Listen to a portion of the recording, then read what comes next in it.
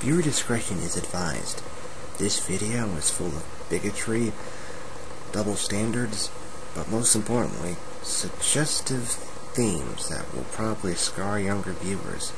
With that being said, my name is That Dude with the Beard, and today we'll be taking a look at my commentaries. Whew. You know, I have to admit I've encountered a lot of idiots on the internet, but no one as stupid as Dawn Hawkins, a woman who pretty much cemented herself as a bigot. A butthurt bigot. So with that out of the way, let's just dive into the video, shall we? Oh, God.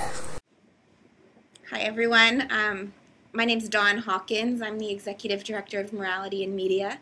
I direct a number of anti-pornography campaigns, and I just wanted to share with you my experience from the weekend. Now, when I hear these types of videos start up like that, I think of three things. One, guess what happened to me on my weekend? Self-importance. Two, guess what happened to me on my weekend? Depression. Or three, guess what happened to me on my weekend? Anger. All three of those are not a good thing. Why? It's your attitude. Your attitude can really affect you when you're talking on a video or making a commentary or anything really. It can get very annoying extremely fast. I'm kind of emotional about it still, so bear with me. So I was heading to Texas from DC. I was asked to speak at a conference about the links between pornography and sex trafficking. And I boarded my flight in Baltimore at 6 a.m. on Friday, only to find that the man sitting in front of me was looking at pornography on his iPad. Of all people to be sitting in front of, he was right in front of me. Yes, because I'm the most important person on this plane, not the other people, not the pilot, me, Dawn Hawkins, no. Dawn, that doesn't sound like a good thing to say. It seems very egocentric. That's not a good thing to come off as that on the internet. I was speechless. I was stunned. I didn't know what to say. I could not believe he was looking at pornography right there on the airplane at 6 a.m. in the morning. Well, I will admit that does seem quite odd doing that in the morning. But I am going to ask you a question, Dawn. Was he touching himself in any indecent way? I actually want to know this. Because it seems to me like you're harping on him for just having it on his iPad. But he's not touching himself, so this is kind of making me wonder. I don't think he was enjoying it. I think you're just assuming things. Just a tad. So I sat back for enough time for him to flip through about 8 images. They were all of very, very young girls. I couldn't tell if they were 14 or 18. They were definitely young, and they were all Asian. And a couple of the photographs were very violent in nature. One of them even had one girl whipping the other girl with a whip. Now, first things first. If it was a picture, I don't think he was really getting into it. I honestly think this could have been an email or a chain letter, you know, whatever.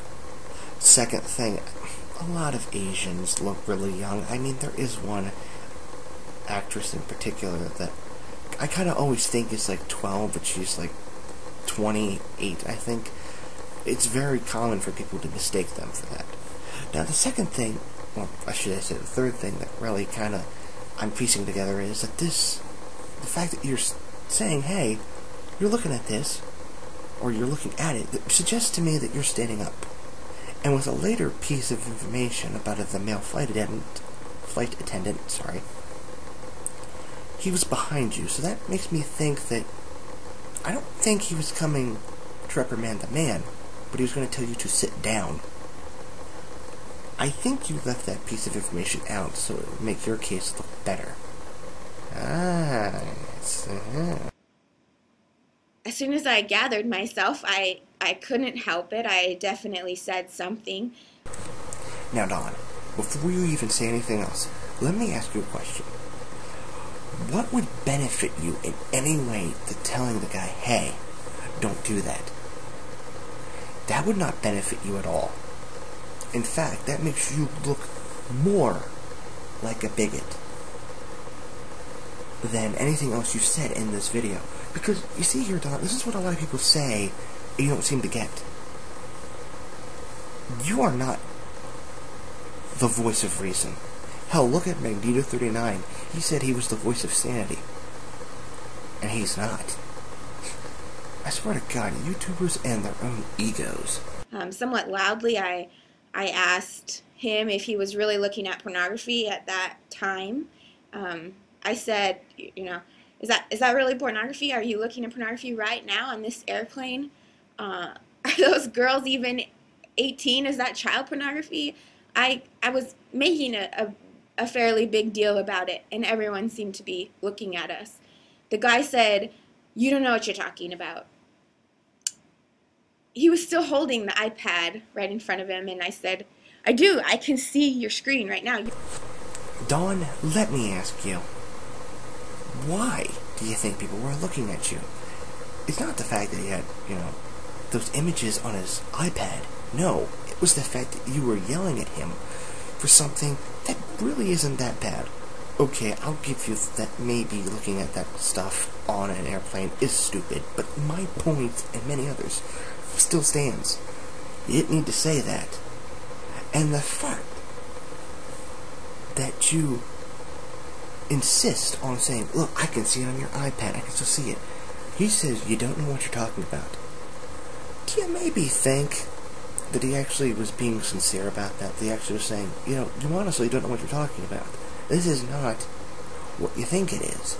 Sure, it might sound a little, you know, cliche, but sometimes I believe people say that out of, you know, honesty. They're like, you don't understand. Seriously, you don't. But to you, it doesn't matter. He could have been like the president, and you would have gone off on him. Just saying. You're looking at porn. And I turned around. There was a flight attendant right behind me, a male flight attendant, and I said to him, sir, this man is looking at pornography. Will you please do something about it? The flight attendant just stood there. He did nothing. He said there was nothing that he could do. He could have just asked the man to put it away and to not look at it. I was astounded. I couldn't believe that he refused to do anything, especially because it was making me and other passengers so uncomfortable, and I'm sure that it was making the other passengers uncomfortable as well. Donnie, you caught yourself. You caught the bad logic in your own ramblings, so you stopped talking. You managed to filter your own words into thinking, yeah, it wasn't just me, other people too. Now, before I continue on, there is something that you should know. You could ask the guy to, sir, could you kindly turn off your iPad? I don't want to see that. But you didn't. You made a hissy fit about it. Do you see the problem here? You see the loophole in your logic, Don? You see why people do not like you? You're not the Messiah. You're not the president. You're just some woman. Anyway, the guy put it away. I was sitting there shaking. I was so upset. A few minutes later, I leaned forward and in a much quieter voice directed just at the man, I said to him, sir, I'm heading right now to speak at a conference about pornography and sex trafficking. You're contributing to the problem. You're exploiting millions of women and children. You're creating the demand. You're the one contributing to all of this harm. And right then, a woman who was 2 rows up from us, she stood up and interrupted me. And she faced me and she said, she was probably in her 50s. She said, be quiet. No one cares.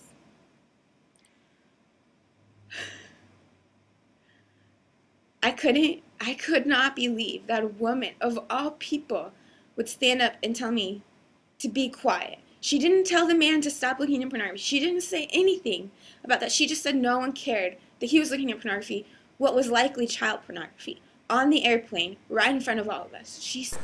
that woman is right, Dawn. You were making a big deal out of nothing.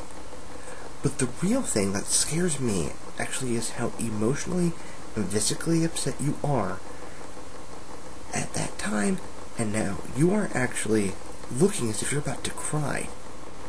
Now, let's just take into consideration that, okay, maybe you can get this physically upset over this, but the problem is that there was no video, there was no audio, there was no touching indecently, and most importantly, the guy was not making moaning or stupid sounds. Now, if he was doing that, I could have honestly done the same thing you did. Excuse me, sir, could you not do that? But I would have done it like this. Excuse me, sir. There's people on the plane, and I think maybe you should do that right now. It's a little creepy. But no, you stood up and yelled at him. That is why people do not like your video, Dawn. You physically got up and said, "You are wrong. You are wrong. And I will say this to you till you get it through your skull. You are wrong." Just food for thought. Needless to say, I was speechless for the rest of the flight. I could barely control myself. I know everyone was looking at me. I felt a million emotions. Dawn, why are you reacting this emotionally to something this small? I had to ask, how are you going to react when you hear a teenager committing suicide over something that is far worse, like bullying, or feeling inadequate, or just getting the daylights beaten out of them by their own parents? Now, with that being said, this is not your biggest fault. No, your biggest fault is that you tell people that people who look at porn are going to stalk children and rape them. Now, I'm not going to show that video because in all reality it pertains absolutely nothing at all to the future of this one, and I was going to do it on that one, but in all reality I can take up 20 minutes simply talking about this one. My point is, you're putting things in people's mouths. You're not giving out any research. You're just saying things that you believe as if they were fact. And I've dealt with a couple of people who think that their views are fact. But let's continue on with the video. In the fight against pornography, I couldn't believe that a woman of all people, an older woman, wasn't on our side. Didn't see anything wrong with the exploitation and degradation of women and likely children right then and there. We know that pornography is so addictive, and that man was likely very addicted to pornography. That's why he was looking at porn right then, that early. He couldn't help it. Dawn, I think addiction is kind of a strong word. I honestly think that a habit would be more suitable for this type of thing. I honestly think maybe this guy might have had a habit of doing it at this time. I mean, if you think about it, when's a more personal time? When you're awake in the afternoon, at night, or in the morning, and there's no one around. What are you going to do? You can take some time to yourself, right? Exactly. I think maybe the guy just did it because he could get away with it, but you were behind him, so no, he couldn't. But it hurt even more that a woman would tell me that people don't care about this. It's a danger to children, pornography, especially if kids were going to be exposed to it on an airplane. It is no place for pornography on an airplane. I feel like even most porn users would agree that pornography is there's no place for pornography on an airplane.